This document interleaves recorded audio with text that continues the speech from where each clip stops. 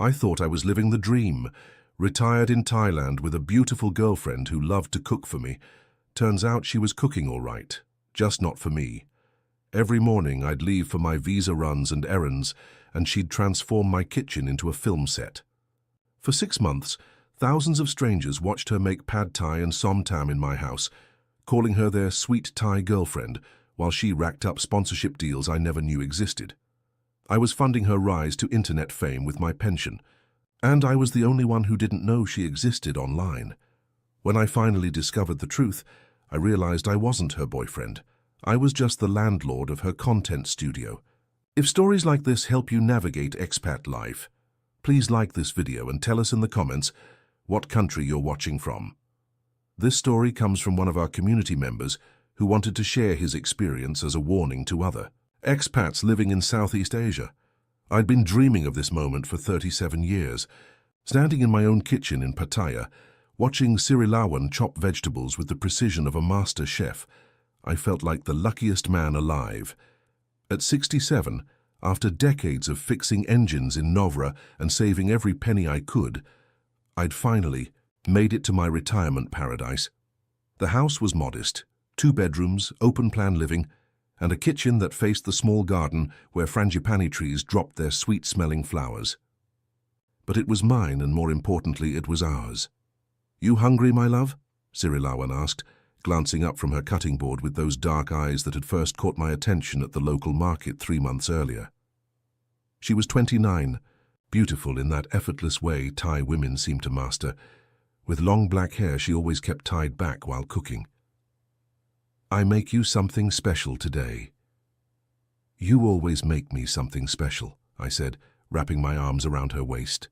From behind, she smelled like lemongrass and jasmine, and I breathed it in like a man who'd been drowning and finally found air. "I still can't believe you moved in with an old fool like me." "You not old fool," she laughed, that musical sound that made my chest tight with happiness. "You good man. You take care of me. I take care of you. This is how it should be." I'd met her 6 months after moving to Thailand, when I was still figuring out which vegetables were which at the Tukkom market. She was buying ingredients I'd never seen before, exotic herbs, specialty sauces, imported spices that cost more than I used to spend on groceries in a week back home. She noticed my confusion trying to communicate with the vendor and stepped in, translating and explaining what everything was for. "You like Thai food?" she'd asked in careful English. "Love it," I'd replied, "but I can barely make toast without burning it." That laugh again. "Maybe I teach you sometime." 3 weeks later, she was cooking dinner in my kitchen. 3 months after that, she'd moved in completely. Her clothes hung next to mine, her skincare products lined my bathroom counter, and every evening when I came home from my daily errands, the most incredible smells would greet me at the door. "Today I make gang som with fish," she said now, pulling ingredients from the refrigerator I'd recently upgraded to accommodate all her culinary adventures. "My grandmother recipe. Very special." I watched her work, mesmerized by the way she moved around the kitchen like she'd been born there. She knew where every pot, every spice, every utensil belonged better than I did, even though it was my house. Sometimes I felt like I was the guest in my own home, but it was the kind of feeling that made me grateful rather than resentful. After years of microwave dinners and lonely evenings in Australia, coming home to this, to her, felt like winning the lottery. "I need to run to immigration tomorrow morning," I told her, settling into the chair where I'd taken to watching her cook. It had become my favorite spot in the house. Visa stuff, probably be gone most of the day. "Okay, darling, I stay here, maybe practice some new recipe." She smiled that sweet smile that made me forget I was old enough to be her father. "You come home to surprise." I should have paid more attention to that smile. Should have wondered why she always seemed so pleased when I mentioned my daily departures.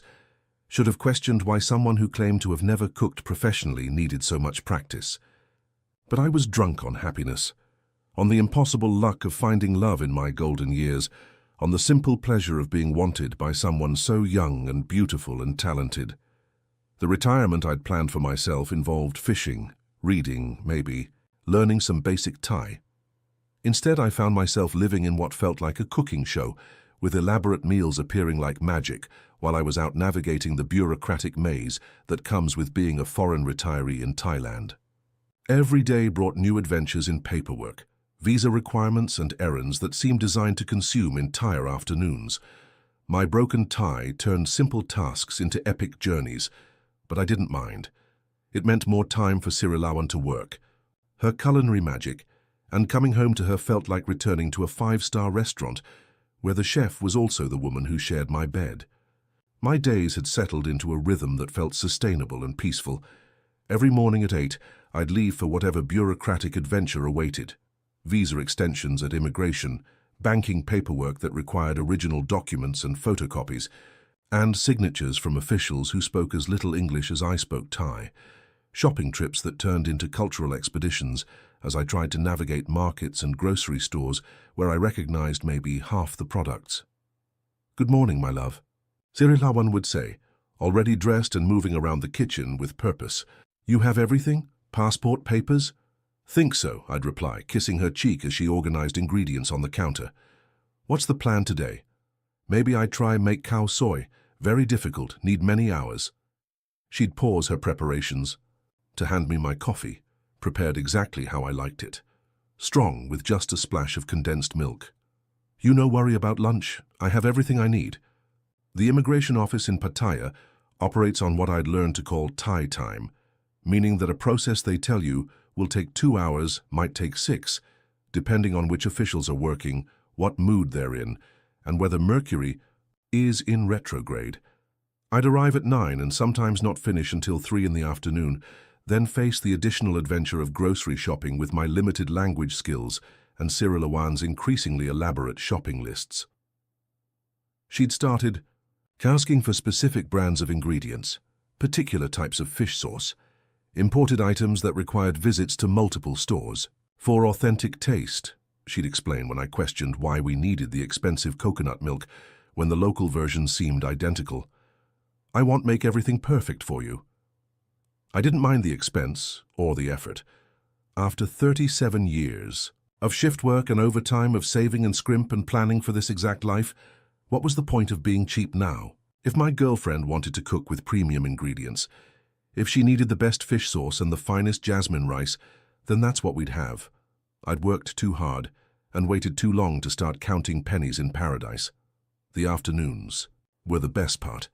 I'd arrive home exhausted from navigating government offices and markets, and she'd greet me at the door with a cold beer and news of whatever culinary masterpiece she'd spent the day creating. The smells that met me were always incredible, complex, layered aromas that seemed to have been building for hours. "How was your day, darling?" she'd ask, taking my bags and leading me to the kitchen where something amazing was always simmering. "Long, complicated, but worth it to come home to this," I'd reply, settling into what had become my chair, positioned perfectly to watch her work while staying out of her way. "Today I make genkeao 1. Take me 6 hours, but I think you like." She'd move around the kitchen with the confidence of someone who'd been cooking professionally for years, adjusting seasonings, stirring multiple pots, presenting dishes that belonged in the finest Thai restaurants. I should have wondered how someone learned to cook with such precision and artistry. Should have questioned why every meal looked like it could be photographed for a cookbook. Should have been curious about where she'd developed such sophisticated techniques and presentation skills. But I was too busy feeling grateful and amazed and proud that this incredible woman had chosen to share her talents with me. The evenings were perfect. We'd eat her creations while she explained the history of each dish, the regional variations, the family stories behind her grandmother's recipes. She was a natural storyteller, painting pictures of her childhood in northern Thailand, her family's cooking traditions, her dreams of maybe opening a small restaurant someday. "Maybe we could do that together," I'd suggested once. "I've got enough savings to invest in a small place." "Oh, darling, that very kind, but I still learning. Need more practice, more time to perfect everything." Her eyes would light up at the possibility, then dim with modesty. "Maybe someday, when I'm ready." These conversations always happened after we'd finished eating, when we'd move to the small living room, and she'd curl up next to me on the couch, her head on my shoulder, both of us sleepy from good food and contentment. Those moments felt like the reward for every early morning. every difficult year, every sacrifice I'd made to get to this point in my life. But even in paradise, small things start to nag at you. Little inconsistencies that your brain files away even when your heart doesn't want to acknowledge them.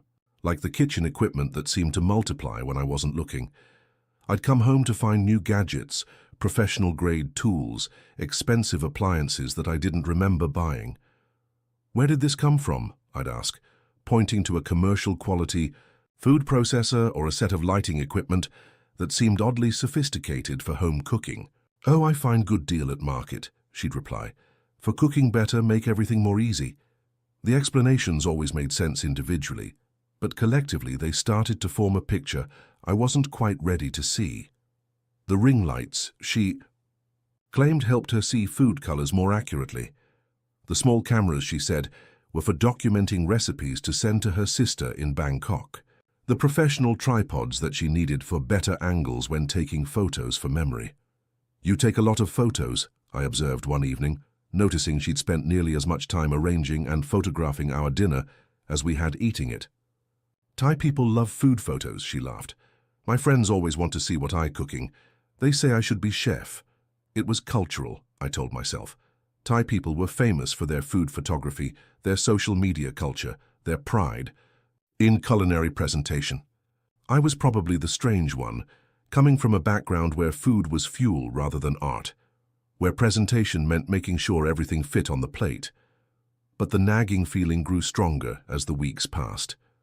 The kitchen started to feel less like our shared space and more like her professional domain. She'd rearrange equipment while I was gone, optimize lighting, create what looked almost like a photography studio that happened to also be where we cooked meals. "Maybe I could help sometime," I suggested. "Learn to make some of these dishes, myself." "Oh no, darling.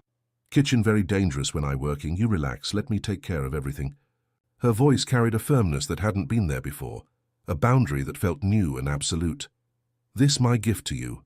You work so hard your whole life. Now you deserve to be spoiled." The sweetness of her words couldn't quite mask the fact that I was being systematically excluded from my own kitchen. During her cooking meditation time, usually the entire period I was gone during the day, the kitchen became off-limits territory. If I came home early or forgot something and returned unexpectedly, I'd find her in what could only be described as a state of panic, frantically cleaning up equipment and shooing me away. "You early today. I not ready. Still have mess everywhere. Give me 10 minutes, okay?"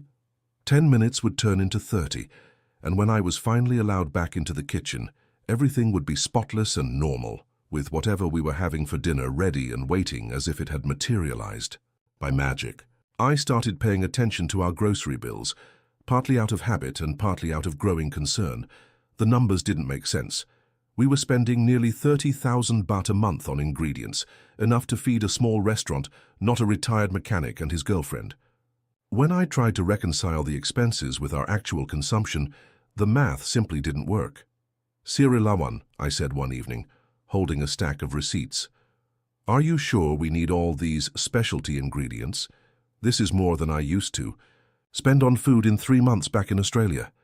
Her face changed in a way I'd never seen before. The easy smile disappeared, replaced by something that looked almost like calculation before settling into hurt disappointment. "You think I spend too much your money?" Her English, usually carefully grammatical, slipped into the pattern she used when she was upset. "You think I greedy woman who just want your money?" "No, that's not. I try make everything perfect. For you. Buy best ingredients, cook authentic food, make you happy like king in your own house. But you count every baht like I am servant, not girlfriend." The tears came then, and I felt like the worst kind of heel. Here was this incredible woman who spent hours every day creating culinary masterpieces for me, and I was nitpicking her. Grocery bills like some kind of cheap bastard. "I'm sorry," I said, setting the receipts aside and pulling her into my arms. "You're right. I'm just not used to living so well. Back home I survived on meat pies and instant coffee. This is all so amazing that it still doesn't feel real. I just want to make you happy," she whispered against my chest. "Want to cook like my grandmother teach me, with good ingredients, with love. Maybe someday I open small restaurant, show other people real Thai food, but for now I only cook for you. That night, we made love with the desperate intensity of a couple who just avoided their first real fight. But even as I held her afterward, even as she fell asleep curled against my side, I couldn't shake the feeling that something fundamental had shifted between us. The easy trust was still there, but it had been joined by something else, a watchfulness, a sense that there were things being measured and calculated that I wasn't quite seeing. Her phone had become a constant presence during our meals, but now I started noticing how she used it. She'd take multiple photos of every dish from different angles, spend long minutes adjusting lighting and repositioning plates, film short videos of herself, explaining preparation techniques. When I asked who she was sharing these with, she'd mention her sister, her friends from Bangkok, her cooking group on Facebook. Thai people very social about food, she'd explain. We like to share, to learn from each other. My friends always asking for recipes, so I show them how everything made. It made sense. Thai food culture was incredibly social and visual. But I started noticing that she guarded her phone screen from me, angling it away when notifications came in, switching to other apps quickly if I happened to glance over. When I tried to look at the photos she'd taken of our dinner, she'd laugh and wave me away. Too boring for you, just food pictures and girl talk with my friends. The phone conversations bothered me more, long discussions in rapid Thai that would stop abruptly when I entered the room. She'd claim they were about cooking techniques, family news, gossip with girlfriends. But the timing was strange, calls that seemed to happen on schedule with an urgency and focus that felt more professional than personal. One afternoon I came home earlier than usual from a visa appointment that had been surprisingly efficient. As I approached the house, I could hear Sirilawan's voice through the kitchen window, not the conversational Thai she used with friends, but something more formal, more practiced.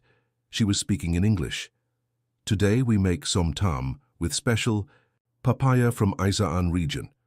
Very important to choose right papaya, not too soft, not too hard. I stood outside my own house, listening to my girlfriend give what sounded like a cooking demonstration to someone I couldn't see. When I entered, through the front door, the talking stopped immediately. "Darling, you home early?" Her voice carried that edge of panic I'd been hearing more often lately. I was practicing English with cooking words for Restaurant Dream, you know. Practicing with who? No one, just talking to myself. Like rehearsal. She was cleaning up what looked like a more elaborate setup than usual. Extra lighting, multiple camera angles, ingredients arranged like a professional cooking show. "You hungry? I make you lunch." That night, I lay awake long after she'd fallen asleep, staring at the ceiling and trying to piece together what felt like fragments of a puzzle I couldn't quite see. The expensive ingredients, the professional equipment, the secretive phone, behavior, the elaborate food photography, the English cooking demonstrations she claimed were just practice. Each piece made sense individually, but together they painted a picture I wasn't ready to confront. I loved her. That was the simple, undeniable truth that made everything else feel negotiable. After years of loneliness, of going to bed alone, and waking up alone, of eating every meal by myself and wondering if anyone would even notice if I disappeared, I had found someone who made me feel alive again. Someone young and beautiful and talented, who had chosen me, who cooked for me, who made my house feel like a home. If she had secrets, if there were things about her life she wasn't sharing, did it really matter as long as we were happy? As long as she was here with me? As long as I came home every day to her smile and her incredible food and her warm body next to mine at night? I wanted to believe that whatever was happening could be explained by cultural differences, by my own paranoia, by the natural adjustment period that comes with any relationship. I wanted to trust her the way I had in the beginning, when everything felt simple and perfect and too good to be true.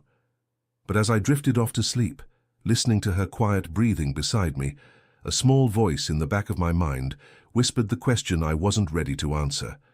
What if it really was too good to be true?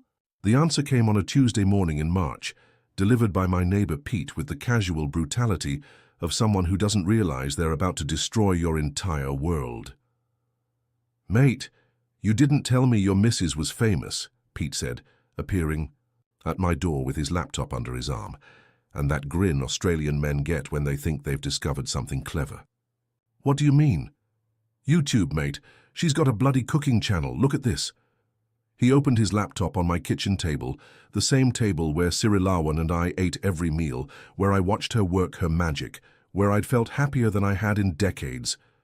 The screen showed a YouTube page called Lawan's Traditional Thai Kitchen, with a profile photo that made my chest go cold. It was Sirilawan, but not the Sirilawan I knew. This version was posed professionally, smiling at the camera with the practiced warmth of someone who did this for a living. The channel had 250,000 subscribers.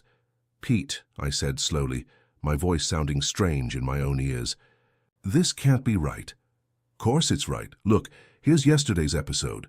He clicked on a video titled, "Authentic Som Tam the Way My Grandmother Made It." The thumbnail showed my kitchen, my fucking kitchen, with Sirilawan in the exact outfit she'd worn the day before. I watched myself disappear from existence. The video opened with Sirilawan standing in front of my stove, my pots and pans and utensils arranged around her like a professional cooking show set. She spoke directly to the camera in fluent English, explaining the history of papaya salad, the importance of using traditional techniques, the regional variations that made each version special.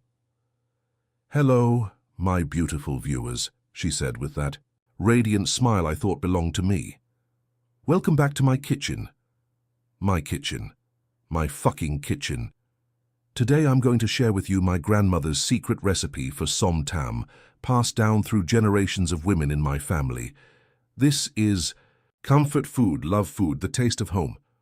There was no mention of a boyfriend, no acknowledgement that she was cooking in someone else's house, using someone else's groceries, paying for utilities and rent with someone else's money.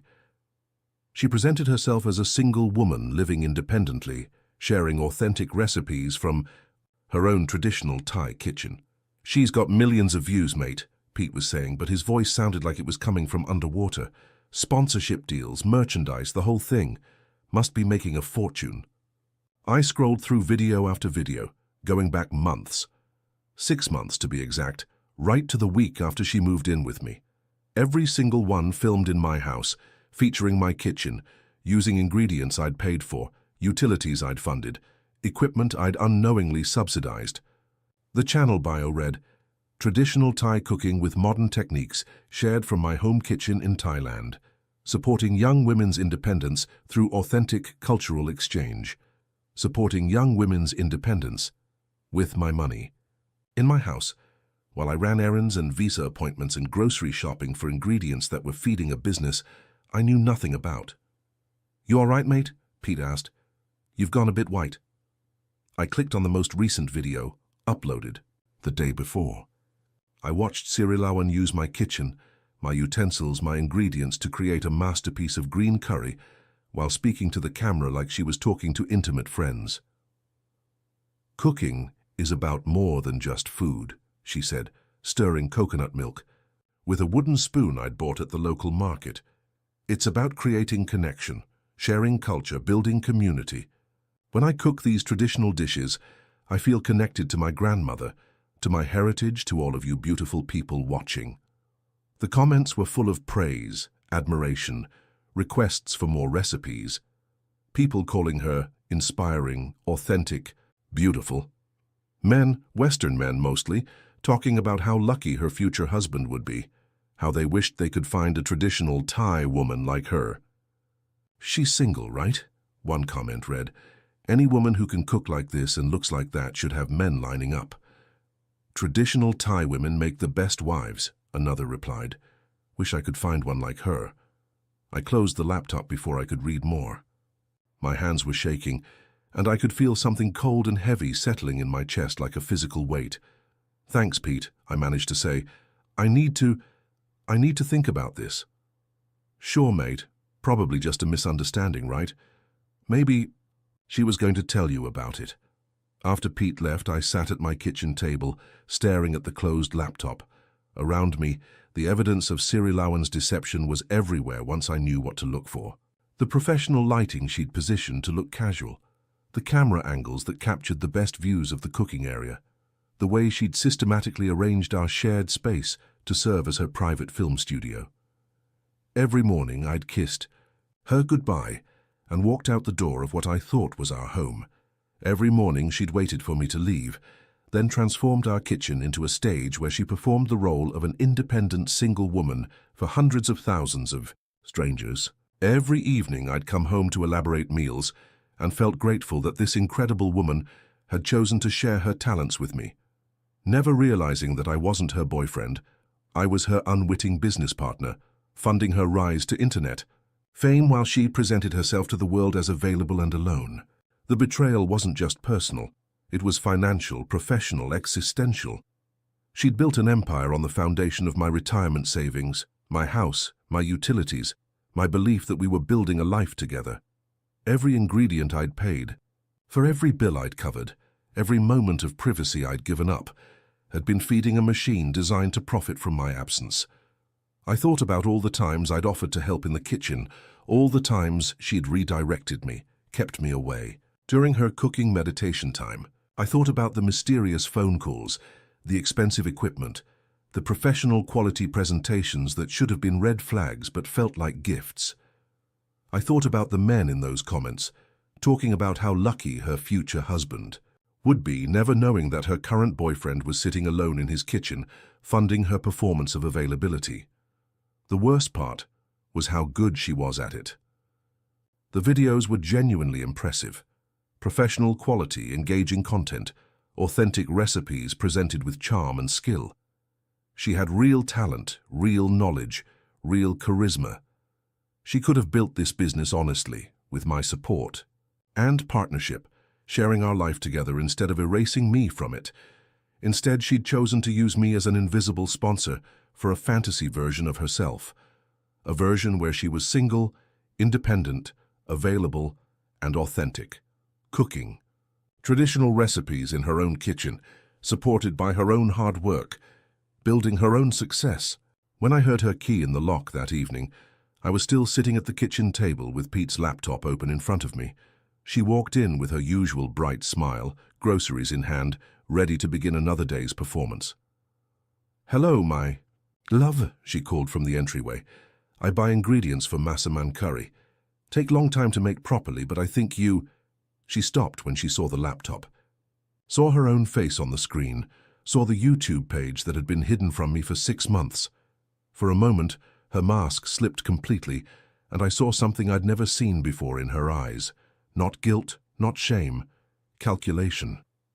"Maxwell," she said carefully, setting the groceries down. "I can explain." "Can you?" I asked, and my voice sounded strange and distant, like it was coming from someone else. "Can you explain how you've been running a business out of my house for 6 months without telling me? Can you explain how you've been presenting yourself as single while living off my money? Can you explain how every meal you've cooked, every moment we've shared, has been interrupted by you filming content for your secret fucking career?" She moved toward me, and I could see her shifting into the version of herself she used in the videos, practiced, charming, designed to disarm and convince. "Darling, please let me tell you the truth. I wanted to surprise you. I was building this for us, for our future together. The money, everything. It was going to be for both of us. By lying to your audience about being single? That's just business, Maxwell. If people know I have boyfriend, especially Western boyfriend, they think different about me. They not trust that my cooking is authentic, that I'm real Thai woman. It's just for marketing. Doesn't mean anything about my feelings for you." I stared at her, this woman I'd thought I knew, and realized I was looking at a complete stranger. Someone who could live a double life for months, who could use my love and trust and money to build a career based on erasing my existence. "How much money have you made? That's not important. How much fucking money have you made using my house, my utilities, my groceries, my life?" She was quiet for a long moment, and when she spoke, her voice had changed. Less pleading, more matter-of-fact. More like the businesswoman I was just beginning to understand she'd always been. "About 200,000 baht per month. But Maxwell, this is good for both of us. This money, it can help us buy bigger house, start restaurant, have real future. Together. 200,000 baht. More than my pension.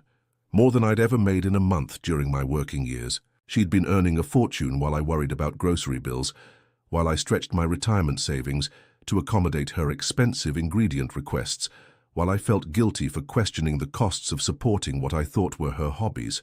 "You've been making more money than me," I said slowly. "This whole time, while I've been paying for everything, while I've been supporting you, you've been earning more than my pension." "Yes, and your audience thinks you're single. Maxwell, please try to understand. And you've been filming in my house without my permission, using my resources, presenting my kitchen as your own personal space. It's our house, our kitchen." "No." I stood up, and something in my voice made her take a step back. "It's my house, my kitchen, my money that's been funding your business, and my life that you've been erasing so you can play pretend for strangers on the internet." What followed was the ugliest fight of my adult life. Not just because of the screaming, though there was plenty of that, not just because of the accusations and denials and desperate justifications, but because I watched someone I loved transform into someone I didn't recognize, someone who could justify anything as long as it served their purposes. She cried, she raged, she pleaded, she threatened. She blamed me for not understanding Thai culture, for being a controlling Western man who wanted to hold back a strong, independent woman. She accused me of being cheap, unsupportive, jealous of her success. When none of that worked, she got coldly practical. "You want me to stop? Fine. But then I need money from you every month, same as before. I give up my business, my career, my independence for you, so you take care of me completely. That's not how this works. Or maybe I tell my audience about controlling Western man who try to stop Thai woman from being successful. Maybe I make video about how foreign boyfriend become jealous and possessive when girlfriend become too independent." The threat hung in the air between us like poison. I realized I was looking at someone who had been playing a game I didn't even know existed, someone who was several moves ahead of me and had contingency plans for every possible outcome. "Get out," I said quietly. "This is my home too. I live here 6 months. I contribute to household. I have right to stay. Get out of my house. You can't make me leave. In Thailand, I have rights as tenant, as domestic partner. You want me to go, you have to pay me to go." I spent that night in a hotel, unable to sleep in a house that no longer felt like mine, unable to bear the sight of a kitchen that had been transformed into a stage for someone else's performance. When I returned the next morning, she was gone, but not really.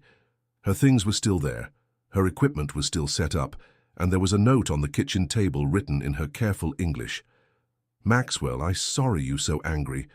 I understand you feel betrayed, but I not leave. This is my home too now, and my business needs stable location.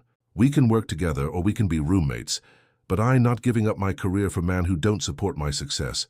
Think about what you want more, to be right or to be happy." I looked around my kitchen at the ring lights and cameras and professional equipment that had turned my home into her workplace, at the evidence of a business that had been thriving while I worried about grocery money, at the infrastructure of a deception so complete that I'd been living inside it for months without even knowing it existed. She came back that evening as if nothing had happened, cheerfully announcing her plans to film a new video about traditional curry paste preparation. When I tried to object, she reminded me of her legal rights as a tenant, her investment in kitchen improvements, her claim to the space as her established place of business. "You can call police if you want," she said with a smile that had lost all its warmth. "But they will ask why you let me set up business in your house for 6 months, why you never object before, why you help pay for equipment and ingredients if you not agree to partnership." I realized with a sick feeling of recognition that she was right. In the eyes of the law, I'd been complicit in her business by allowing it to operate, by funding it, by never formally objecting. My ignorance wouldn't excuse what looked like tacit consent. I was trapped in my own house, funding a business I despised, watching the woman I'd loved transform into someone who treated me like an inconvenient landlord. Every day she'd wait for me to leave, then film her cheerful videos about traditional cooking and independent living. Every evening she'd present me with elaborate dinners that felt like mockery. The worst part was how the performance continued even when the cameras were off. She'd still call me my love, still curl up next to me on the couch, still share my bed at night, as if nothing had changed, as if the revelation of her deception was just a minor disagreement we could work around. "You understand now," she said one night, speaking into the darkness. "This is business. We can both benefit or we can both suffer, but I'm not going anywhere." I lay there listening to her breathe, realizing that I was sharing my bed with someone who saw our entire relationship as a business arrangement, who had been calculating costs and benefits from the moment we met. Someone who could compartmentalize love and deception so completely that she seemed genuinely confused by my anger. The legal consultation was a nightmare of bureaucratic complexity and cultural misunderstanding. Thai law, it turned out, was not designed for situations where foreign retirees discovered their girlfriends were running secret businesses out of their homes. The lawyer, a tired-looking Thai man who spoke careful English, explained the situation with the patience of someone who'd seen similar messes before. "She living there 6 months, paying for improvements, establishing business with your apparent consent," he said, reviewing the documents I'd brought.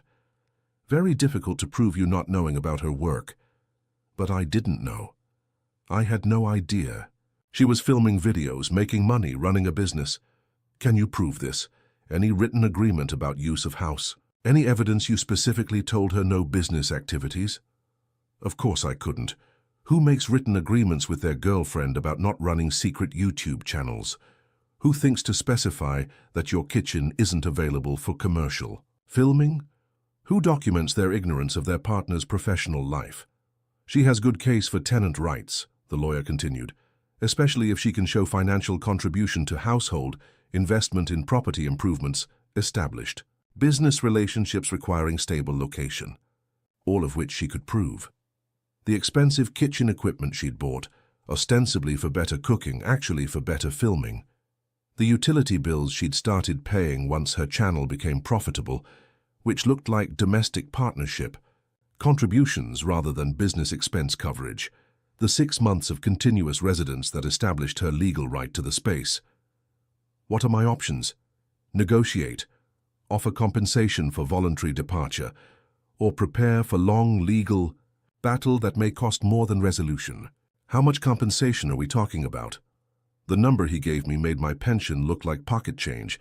Sirilawan's lawyer, and of course she had a lawyer now, probably paid for with revenue from my kitchen, was demanding compensation for lost business income, relocation expenses, emotional distress, and what they called unlawful eviction of established tenant.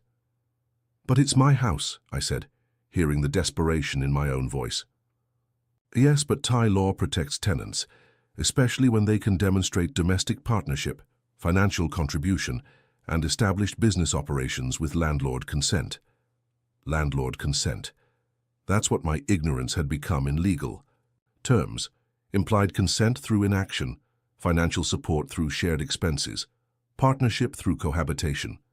Every day I'd left her alone in the kitchen, every grocery bill I'd paid without questioning the amounts, every piece of equipment I'd let slide without formal objection, had built the legal foundation for her claim to my space. I walked out of that office feeling like I'd been mugged by the justice system itself.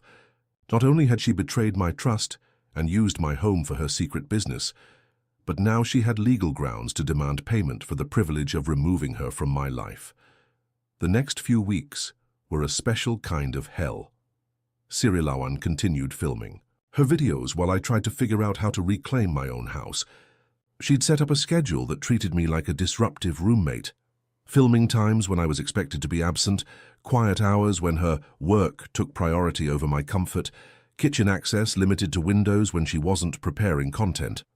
"This is temporary," she'd say when I complained, "just until we work out arrangement that benefits everyone." But nothing felt temporary about the way she'd reorganized our shared space around her business needs. The living room had become her office, with editing equipment and lighting setups that made relaxing impossible.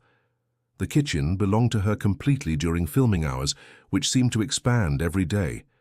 Even the bedroom felt different, shared, now with someone who saw our relationship as a business partnership that had unfortunately become complicated.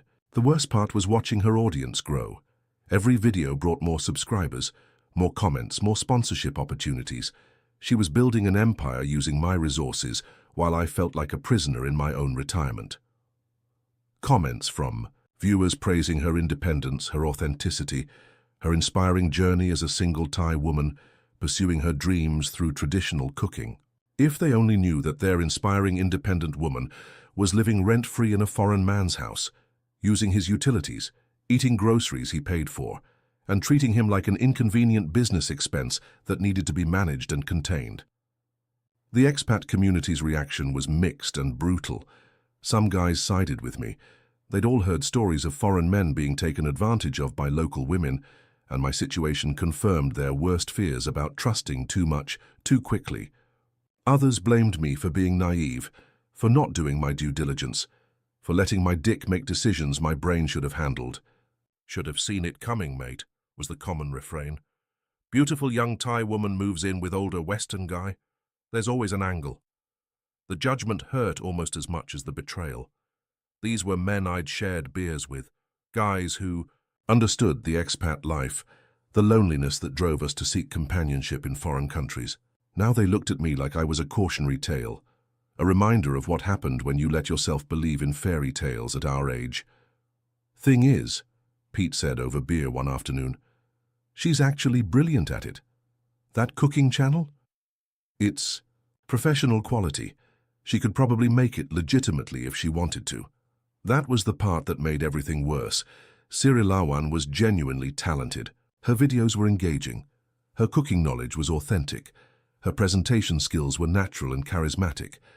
She could have built this business honestly, with my support and partnership, sharing our life together instead of erasing me from it. Instead, she'd chosen deception, chosen to use me as an invisible sponsor for a fantasy version of herself, where she was single, independent, and authentically Thai, cooking in her own kitchen with her own resources, building success through her own hard work. The Thai community's perspective was more complex and harder for me to navigate. Some saw Sirilawan as a smart businesswoman who'd found a way to succeed in the digital economy, using available resources to build something valuable. Others were embarrassed by her deception, worried that it reinforced stereotypes about Thai. Women manipulating foreign men. "She make Thai women look bad," my neighbor's wife told me in broken English. "We not all like her, but Farang men always think we are." I found myself caught between communities belonging fully to neither. Too naive for the cynical expats who'd seen everything before, too foreign for the Thai neighbors who viewed our domestic drama through cultural lenses I couldn't fully understand. After 2 months of legal wrangling and increasingly hostile cohabitation, we reached what the lawyers called a mutually beneficial resolution. Sirilawan would relocate her business within 6 months, during which time she'd pay full utilities and declare me as a co-owner of any content filmed in my house. In exchange, I'd receive quarterly payments from her channel revenue and wouldn't pursue legal action for the deception. The compromise felt like defeat disguised as diplomacy. I was essentially legitimizing the business that had been built through betraying my trust, becoming a partner in the deception that had destroyed our relationship. But the alternative was years of legal battles that would cost more than my house was worth, with no guarantee of a better outcome. "This is good for both of us," Sirilawan said when we signed the papers, speaking in the business-like tone that had replaced the warmth I'd fallen in love with. "You get money from my success, I get time to establish new location. Everyone wins." But it didn't feel like winning. It felt like being forced to participate in my own humiliation, to profit from the lie that had made my retirement dream into a nightmare. She moved out on a Tuesday morning in September, 6 months to the day after I discovered her channel. The house felt enormous and echoey without her presence, without the constant buzz of equipment and the purposeful energy of someone building a business empire. I walked through rooms that had been transformed by her vision and then abandoned when that vision no longer needed my space. The kitchen looked naked without her professional lighting, ordinary without her cameras and tripods and careful arrangements. The living room felt too big, too quiet, too empty for just one person. For the first time in months, I cooked dinner for myself, microwaved a frozen meal and ate it standing at the counter, looking out at the garden where frangipani flowers still dropped their sweet-smelling petals. The silence was absolute and terrible. She'd taken everything that made the house feel like a home and left behind only the shell of my retirement dream. The furniture was the same, the layout unchanged, the mortgage still in my name. But the soul of the place had been extracted, packaged into portable equipment, and relocated to serve someone else's vision of success. The quarterly payments started arriving as scheduled, modest amounts that felt more like alimony than business partnership dividends. I'd watch her subscriber count grow from my laptop, seeing her new kitchen setup, her expanded production values, her increasingly professional presentation. She'd built something genuinely impressive from the foundation of our failed relationship. In her new videos, filmed in a modern condo kitchen with better equipment and professional lighting, she occasionally mentioned her learning period when she was discovering her voice as a content creator. No acknowledgement of the 6 months she'd spent in my house, no gratitude for the unknowing support that had funded her rise to success. She'd become exactly what she'd presented herself as from the beginning, an independent Thai woman sharing authentic cooking knowledge with the world. The only difference was that now it was actually true. I started cooking for myself again, simple meals that reminded me of my life before Thailand, before Sri Lanka, before I'd learned the difference between sharing someone's life and subsidizing their performance of availability. The kitchen gradually became mine again, but it felt too big for one person, too quiet without conversation, too purposeful without the constant creative energy that had filled it during her residency. Sometimes I'd catch myself setting 2 places, at the table, expecting her to emerge from the kitchen with something incredible and complicated that had taken hours to prepare. Then I'd remember that she was across town in her new place, filming content for strangers who thought they knew her, building an audience that would never know I'd existed. The loneliness was different now. Before, it had been the simple absence of companionship that comes with retirement and age and geographic displacement. Now it was the specific loneliness of someone who'd been erased from a story he'd thought he was helping to write, who'd discovered that his presence was so insignificant it could be edited out completely without changing the narrative. I'd funded the rise of someone who became successful by pretending I didn't exist. I'd supported the dream of someone whose dream required my absence to function. I'd loved someone who'd built her public identity on the foundation of being available and unattached, while sleeping in my bed and eating meals purchased with my money. 6 months later, I'm still here in the same house, still navigating the same bureaucratic maze of visa renewals and immigration appointments. But everything feels different now.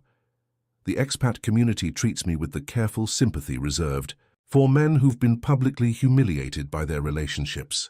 The Thai neighbors view me with a mixture of pity and suspicion, wondering what I did to drive away a woman who was clearly successful and independent. I've become more careful, more skeptical, more aware of the hidden costs that come with cross-cultural relationships in countries where the economic disparities create inherent power imbalances. I've learned to distinguish between cultural adaptation and cultural exploitation, between trust and willful blindness.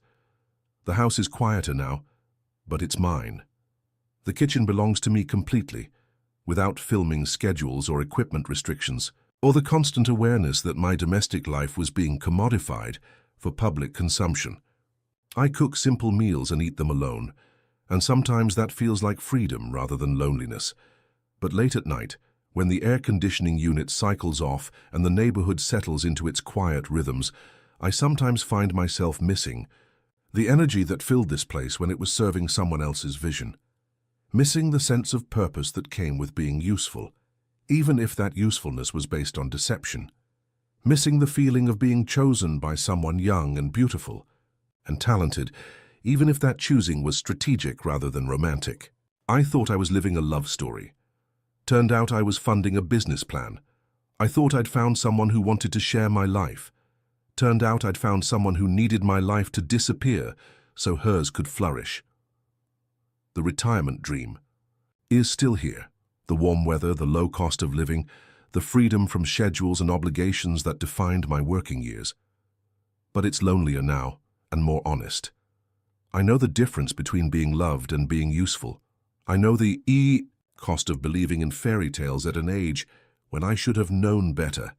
Sometimes I still watch her videos, seeing my former kitchen transformed into her new professional space, watching her audience grow and her skills improve and her business expand into merchandise and sponsorships and collaborations with other creators. She built something real and valuable from the ashes of our fake relationship. I have to respect that, even as it reminds me of everything I lost. The garden still blooms, frangipani flowers still fall like sweet-smelling snow, and Thailand is still the paradise I dreamed of during those long years in Navra. But paradise, I've learned, is a place you experience alone or share honestly. There's no middle ground between solitude and partnership, no sustainable way to love someone who profits from erasing your existence. I'm 67 years old, living in a foreign country, cooking dinner for one in a kitchen that once fed the dreams of strangers who never knew my name. It's not the retirement I planned, but it's real in ways that what I had before never was. Sometimes that feels like enough, sometimes it doesn't, but at least now I know the difference.